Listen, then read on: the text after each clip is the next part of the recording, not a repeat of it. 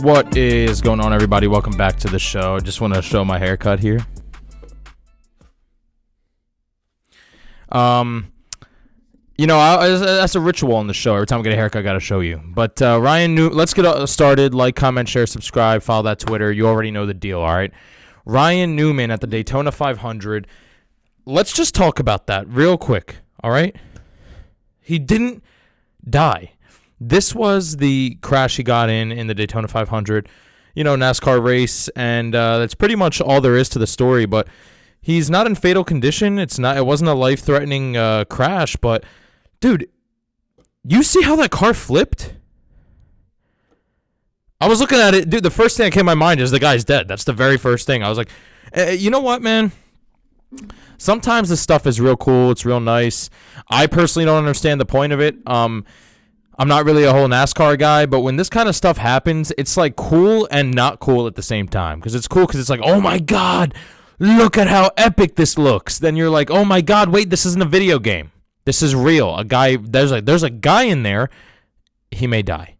It's like, it doesn't make any sense to me how people would watch that. I don't understand why people would do that. You're driving like 300 miles an hour. And you flip and you crash and you're almost dead, and it's like, man, I mean, it's a great sport. It's a skillful sport. It's a dangerous sport, but phew. I mean, I guess you could say that with everything though. Like football, for example, you're running full speed into another guy. You're running full speed. I mean, think about it. I played football in high school. It's just, it doesn't feel the way that it looks. You know what I'm saying? When I played football, I would run head first into people. You're supposed to run shoulder first, but you don't get the shoulder every single time. And I was a running back, so I'd run like full speed into some D-line who's like 6'8", and he would just completely destroy me. And I'm 5'9", so I would get destroyed by guys that are like 6'3".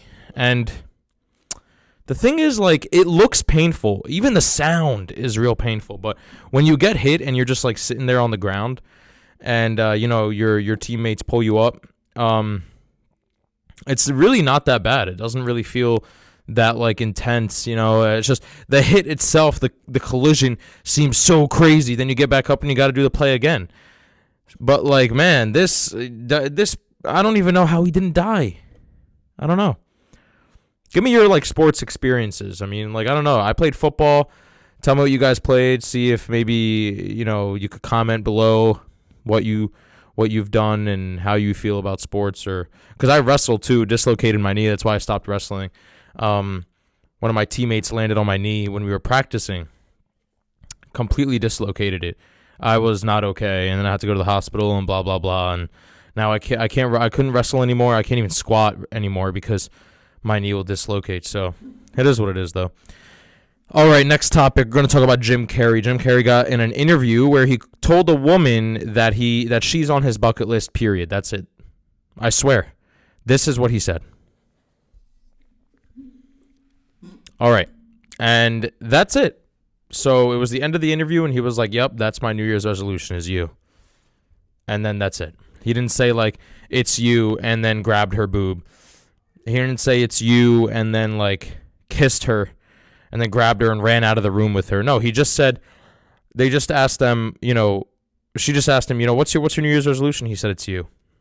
Anyway, and then she was all flattered, and she was like, oh my God, stop. Like, now he's getting attacked. He's, apparently Jim Carrey's getting canceled because he shouldn't say that to somebody, and I don't understand where the line is, like what we can and can't say, and I don't understand why that line was created. Like, I get harassment is bad, and I get that, like, obviously nobody that's sitting there and like looking at a video and somebody's like, grabbing a woman's boob randomly is bad, and then a harasser's just like, wasn't thinking that. It's like, no, nobody's saying that. Everyone is like, everyone knows that, but you can't even flirt. I mean, the guy was flirting, and honestly, she didn't even look like she minded it. I don't know why we're defending people